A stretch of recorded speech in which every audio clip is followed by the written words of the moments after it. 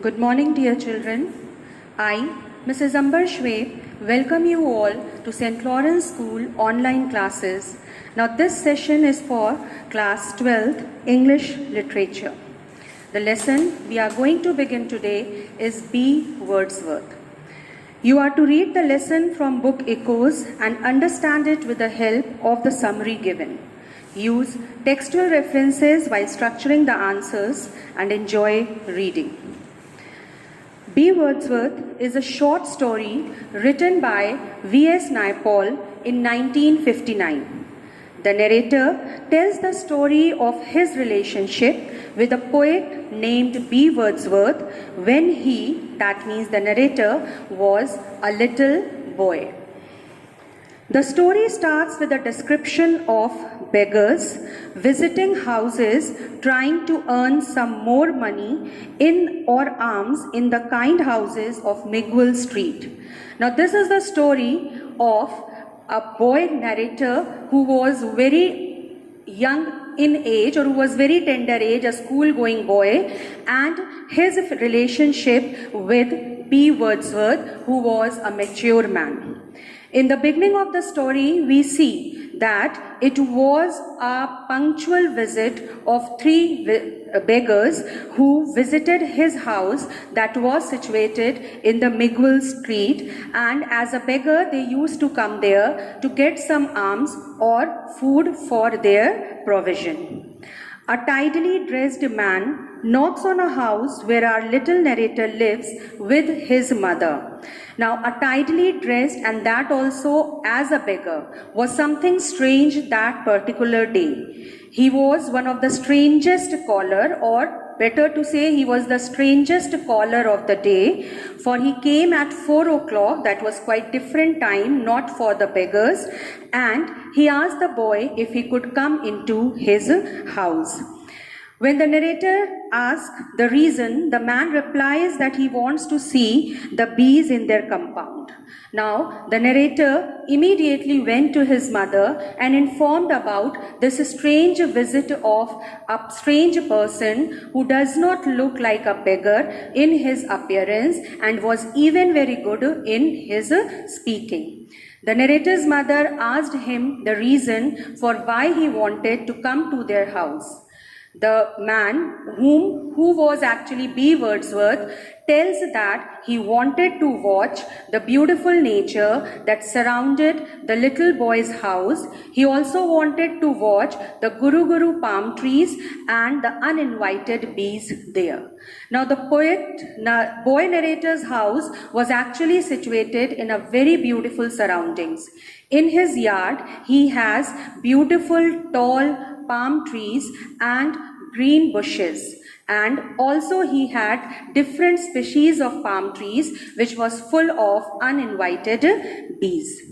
The boy narrator and the man watched the bees together. Now the mother did not find any objection in the request made by B. Wordsworth, so he permitted them, but precautionary he asked her son to stay with him. The man says that he likes watching the bees and asks the kids if he likes it as well.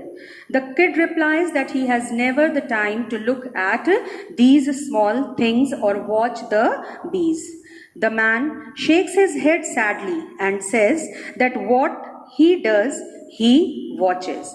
That means the B. Wordsworth told the boy that he has a feeling, or he has that aesthetic sense in his mind with which he can watch bees for many hours. Not only bees, he told the boy narrator that he could even watch centipedes and scorpions for a longer period of time. The boy, quizzical about the peculiar man, asked many such questions to him.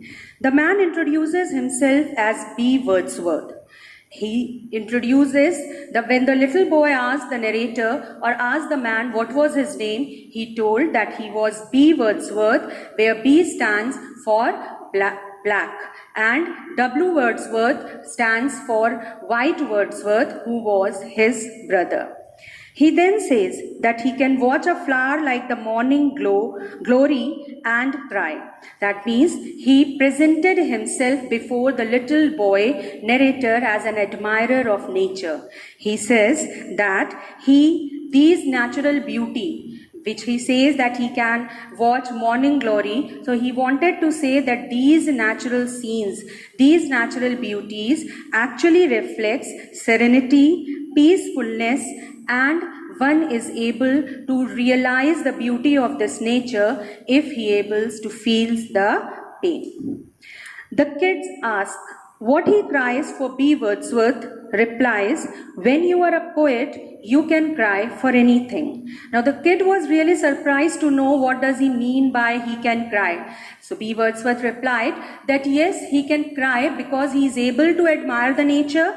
If he can enjoy the nature, then he can also feel the pain of the nature. And once you are able to feel the pain of nature, you can very well cry, sharing the grief of it. After this, Wordsworth asked the child if he likes his mother.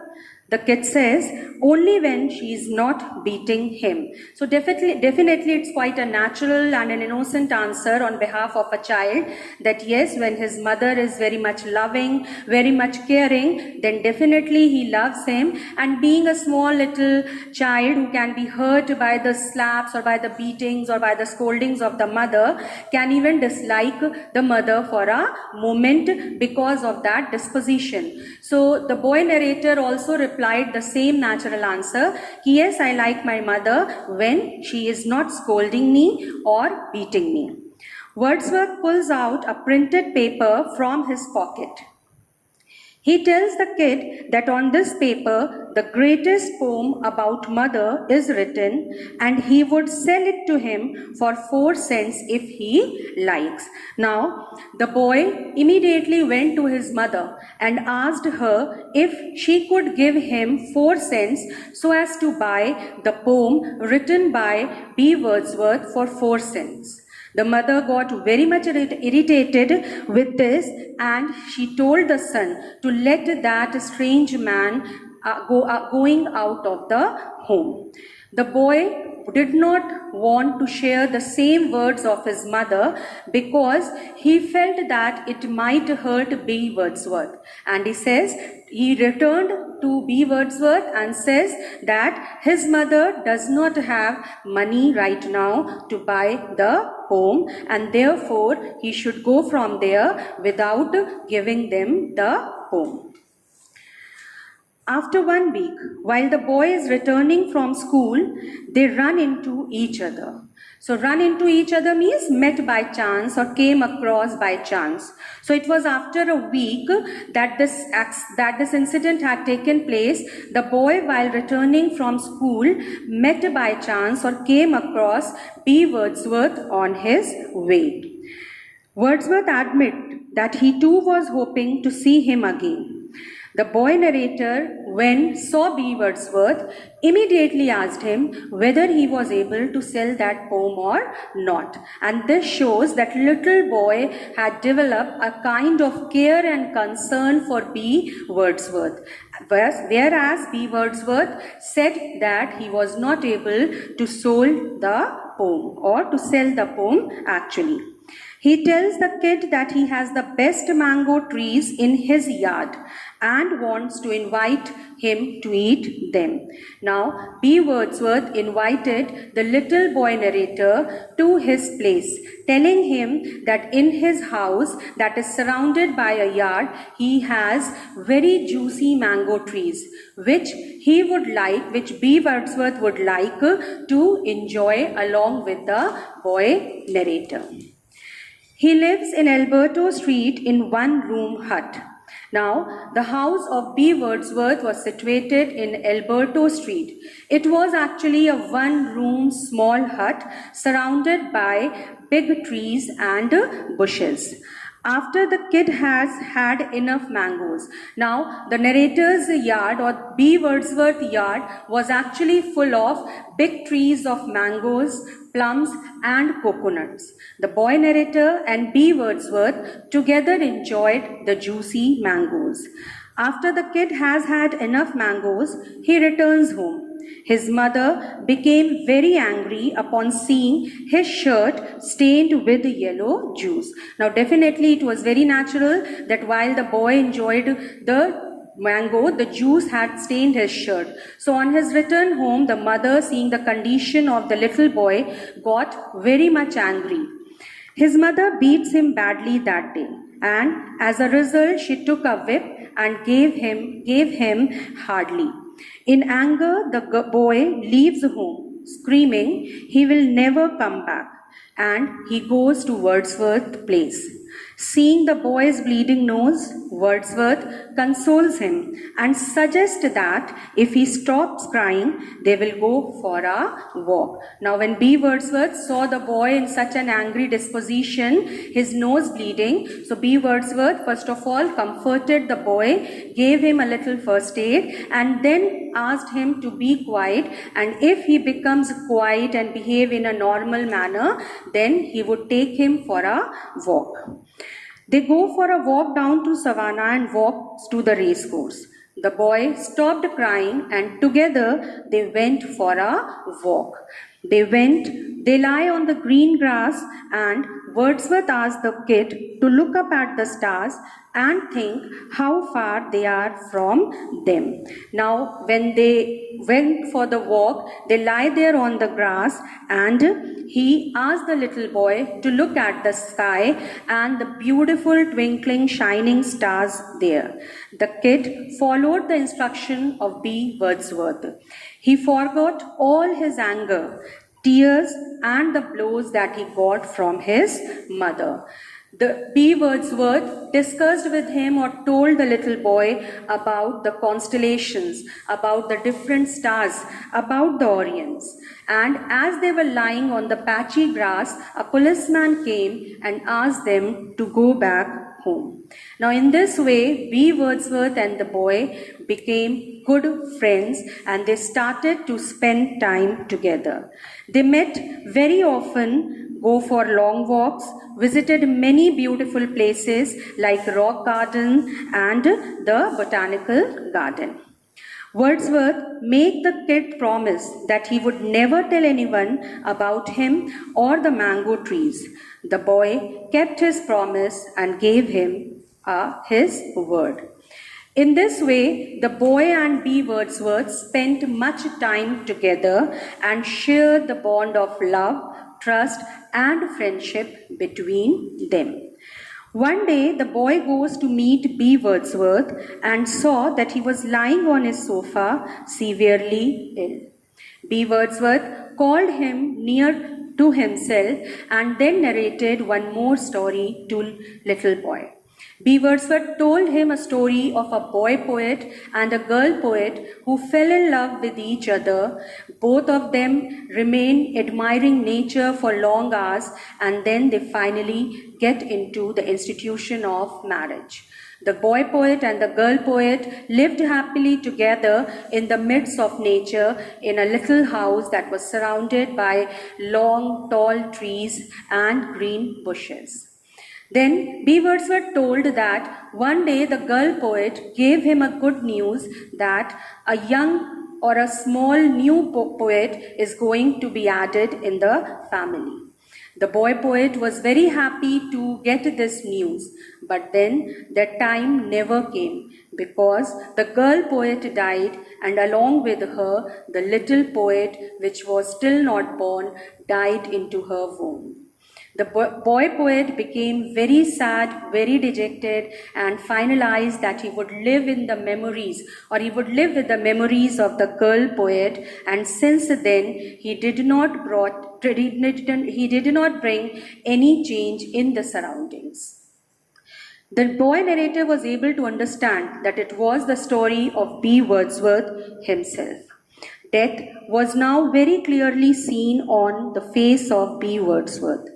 Heartbroken, the boy goes up to him. Wordsworth sits up, placing the boy on his knees, and says that he is going to tell a joke. Then B. Wordsworth says that everything he has ever told the boy about himself was a lie. That means the story of a girl poet and the boy poet, which was shared with the boy narrator, was termed to be a lie according to B. Wordsworth. The story that he was writing the world's greatest poem was also a lie, or that he writes a poem or makes his earning by selling poems, all was stated to be lie by B. Wordsworth. He also makes the kid promise that he will never come back again. The kid leaves with this promise that he will never return to that place, and he did not come back ever. 1 year passed to all this. After 1 year, while the boy was crossing the same street, he saw that there was no sign of Wordsworth's one-room hut or the mango trees, the plum and the coconut trees. It looks as if Wordsworth never lived there, because the entire place has been pulled down, the hut, the trees have been cut down, and a 2-storied concrete building had taken place. Looking at the very same place where B. Wordsworth and the boy narrator had spent many beautiful hours in the laps of nature, in the lap of the nature, or in watching the beautiful nature, was like as if it had never existed. B. Wordsworth, written by V.S. Naipaul, comes to an end when the little narrator boy was very much disturbed to see this new place, or to see this new infrastructure of the hut of B. Wordsworth. The story actually shares a beautiful bond between Wordsworth and the kid, depicting his growth from young age to adulthood. Now, coming to the themes of the story, we could see that the first theme that is interwoven in the story is of friendship. And this theme of friendship is well knitted in the story in the beginning till the mid of the story, where B. Wordsworth and the child narrator had spent many hours together looking at the beautiful stars, going for a walk, spending time eating fruits, or talking about various natural beauties. The second theme is love for nature, that could be very easily seen in B. Wordsworth and his being the admirer of nature. His house, that is one small room hut, which was surrounded by big beautiful trees, green bushes, and also the way he took the child narrator and spent long hours lying on the grass, watching the stars, or visiting the rock gardens and the beautiful landscape. The third theme, if we see, is despair. Despair means sadness. This sadness came into the character of B. Wordsworth after the death of the girl poet and his unborn child. Since then, he was lonely in this world. Therefore, he decided to live and cherish the memories of his past life rather than moving ahead with a smile. Illusion is one of the other themes which we see in the story. Now, illusion here means that the poet saw that B. Wordsworth had always lived in an illusionary world which was far away from the reality. And this is well seen that he kept on telling the boy narrator that he is writing a poem, or he writes just one line in a day, because in a month, because he wanted to write the greatest poem on mother, or he does not want to move forward in life. He sticked himself, or he glued himself with the memories of his beloved. The next theme, if we see, is identity crisis, which is very beautifully seen in the name of the lesson itself. Now, we all know that William Wordsworth is the greatest poet in English literature. Now, keeping up his name shows that there is an identity crisis in his personality. Maybe B. Wordsworth wanted to be as famous as Wordsworth. Maybe he wanted to write as good as poet William Wordsworth does. Maybe he wanted to become one of the greatest poets like William Wordsworth. So therefore, rather than doing, or rather than writing, he picked up the name of William Wordsworth just to add a title to his name so that he could adopt a mistaken identity. Next we see is the theme escapism. Now the theme escapism is well brought out when we see that he did not do any work for his livelihood. He kept on moving from one place to other rather than earning for his livelihood. Now, if we go to the boy's learning experience with Wordsworth, that is, how did the boy grow in the company of B. Wordsworth, we see that the boy learns to feel and empathize, because B. Wordsworth himself was a poet, and the way he taught things to the boy narrator made him also to feel in the same manner as B. Wordsworth does. He was able to become an admirer of nature, and he also started crying like B. Wordsworth, seeing the little things around him, and therefore B. Wordsworth called him a fellow poet. The boy also learned to find the unusual in small things. The boy learned to love the world, understood the significance of love and nature, and was imparted with the values of life and how to endure pain. Now, if we discuss about the character of B. Wordsworth, we could see two shades in his character. One, we could see him as an escapist because he never did any work for his livelihood. He did not take up the responsibilities of life. He went to wandering, watching palm trees, which shows that he was quite negligent towards his duties. He was not a success, and this also justified that he kept on claiming that he was writing the great poem, which actually never comes to a complete. Now, the other shade of his character is that B. Wordsworth as not an escapist. If we see, or if we go deep down into his character, we could also find him that yes, he was not an escapist. Actually, he was a pragmatist, or he was a realist. He was rather a person who opted out of the practical materialistic world, and his entire life deals with the nature, where he values nature for what nature is and what she can give to him. Thus, we see that B. Wordsworth can be taken both as an escapist and also as not an escapist. So in a nutshell, he was a man with his individual identity with uniqueness. With this, we come to the end of this session, and we finished the third lesson, B. Wordsworth. Till we meet again, stay at home, stay safe. Thank you.